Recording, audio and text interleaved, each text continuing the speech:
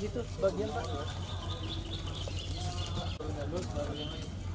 hari jelang pemungutan suara pemilihan kepala daerah serentak, Komisi Pemilihan Umum Palembang mendistribusikan logistik ke sejumlah tempat pemungutan suara di daerah perairan Palembang.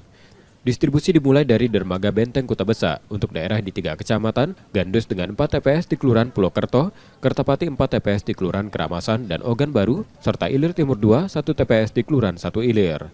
KPU Palembang menjelaskan distribusi logistik ke wilayah perairan memerlukan perhatian khusus karena kondisi cuaca, arus sungai, dan pengemasan logistik. Kayaknya agak jauh juga. Logistiknya sama, seperti surat suara, kotak suara, bilik, dan lain sebagainya. Ya kendalanya sepertinya agak berbeda pendistribusiannya dengan daerah-daerah di darat ya Bapak Ibu sekalian. Jadi kalau di perairan ini seperti sekarang ini kita menggunakan ketek.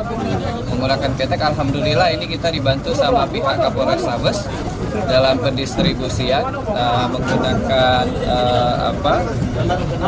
alat transportasi dari mereka yang tentunya dari segi packingnya juga kita ada plastik. Kalau di reguler itu kita lapis 1, ini kita lapisin lagi 2 seperti itu. KPU Palembang mendapat bantuan alat transportasi dari Polrestabes Palembang untuk distribusi logistik pilkada ke daerah perairan yang juga diawasi polisi, Bawaslu, PPK, PPS, dan Panwascam. Nur Muhammad, Kompas TV, Palembang, Sumatera Selatan.